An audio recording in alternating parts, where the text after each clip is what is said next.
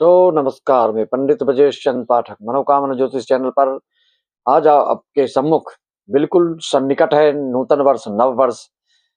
पाश्चात्य सभ्यता के अनुसार और कोर्ट कचहरी आदि के जो बही खाता आदि होते हैं वह अंग्रेजों के अनुसार ही अभी भी चल रहे हैं, लेकिन जन्म कुंडली मुहूर्त आदि को जब देखना होता है तो भारतीय पंचांग के अनुसार हम उसका मुहूर्त लेते हैं।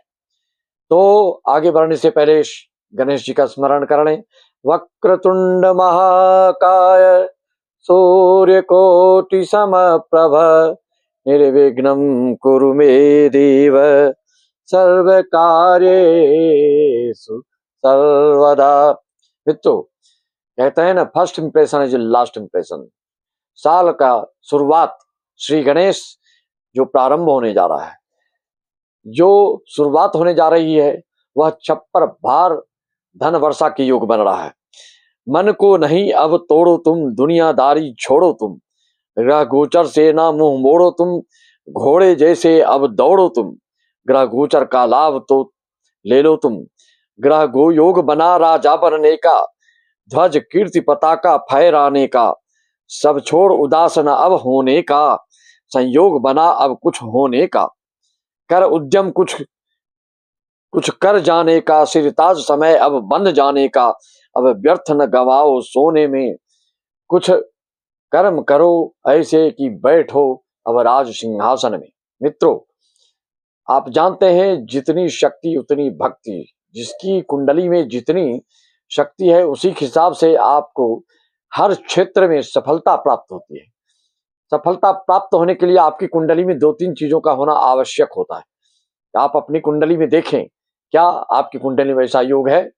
चाहे किसी भी राशि किसी भी लग्न के हो, लग्न और लग्नेश आपका प्रबल होना चाहिए।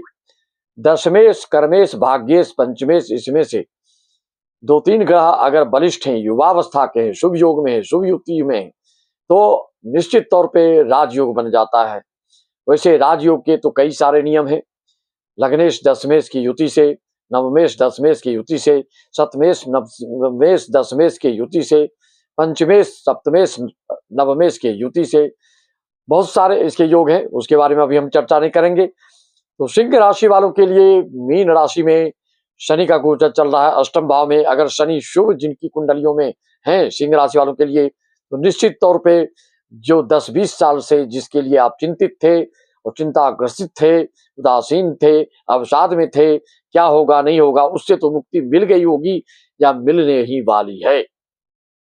18 साल के बाद जो 16 साल के बाद जो गुरु मिथुन राशि में आपके एकादश भाव में आय भाव में आए हैं, अगर आपकी कुंडली में गुरु मिथुन राशि में है और मेष लग्न, सिंह लग्न, धनु लग्न है, तो निश्चित तौर पे आपको कोई अस्थाई बहुत ही एकदम सुसज्जित मकान, फ्लैट, बंगला, गाड़ी, वाहन आदि के योग निर्मित हो रहे हैं।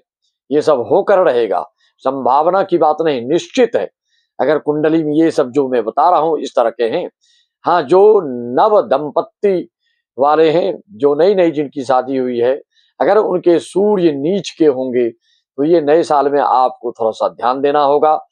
बिछोह योग, वियोग योग, विवाद योग, तकरार योग, इस तरह की योग अगर चल रहे हैं नव दंपत्ति योगों में, नए नए शादी करने वालों में, तो उसके लिए आपको कुंडली को दिखाना अनिवार्य है और उसका परिहार, उसका उपाय, उसका निदान हम बताएंगे। ऑनलाइन पूजा कराना चाहते हैं तो अभी करवा सकते हैं, जिससे कि आप चिंता से मुक्त हो जाएंगे, अवसाद से उबर जाएंगे और उत्साहहीनता से बच जाएंगे।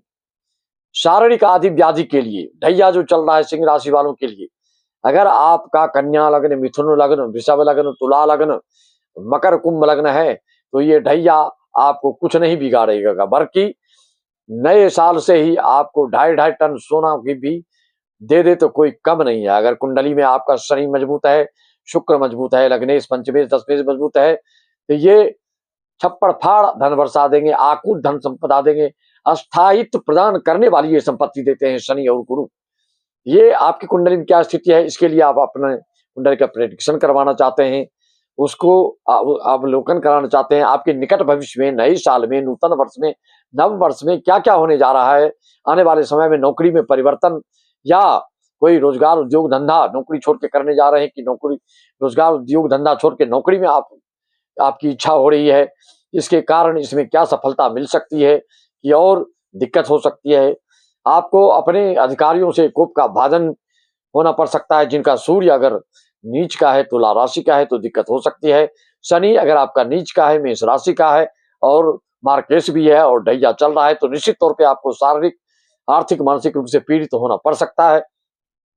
आपके लिए क्या शुभ रत्न, क्या शुभ रंग, क्या शुभ माला, क्या शुभ जप, क्या शुभ तप, क्या शुभ पाठ पूजन और कथा प्रवचन शुभ होता है आपके लिए, उसके हर एक चीज की जानकारी प्राप्त करने के लिए, संतान, संपत्ति, दंपत्ति आदि की जानकारी के लिए और शंका समाधान के लिए आप हमसे संपर्क साध सकते हैं।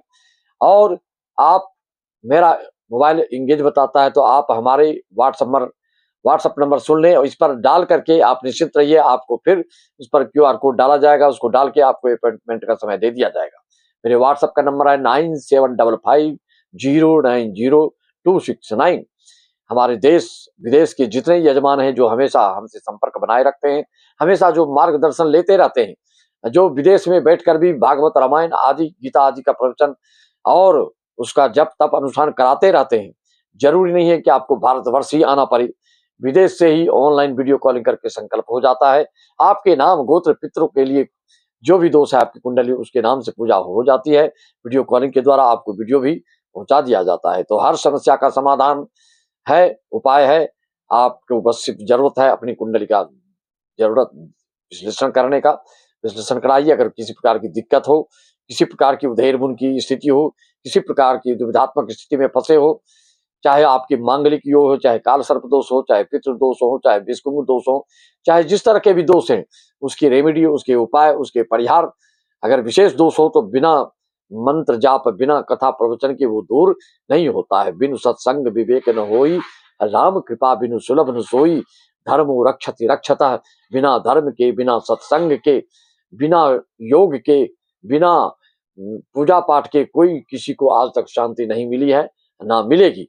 जब तक इन चीजों का अनुसरण नहीं करेंगे, इन चीजों को आत्मसात नहीं करेंगे, इन चीजों का चिंतन मनन नहीं करेंगे और सहृदयता, आत्मीयता, प्रेम, स्नेह, दुष्टता का परित्याग कीजिए, संकीर्णता का परित्याग कीजिए, किसी से बैर भाव, ईर्ष्या को बेवजह रखना छोड़ दीजिए, आपको शांति मिलना प्रारंभ हो जाएगी। मित्रों, इसी वाणी के साथ में ना अपनी वाणी को विराम देते हुए सभी को राम राम, जय श्याम, अनुसार तत्सत का जय सच्चिदानंद, जय महालक्ष्मी, जय महाकाली, जय महा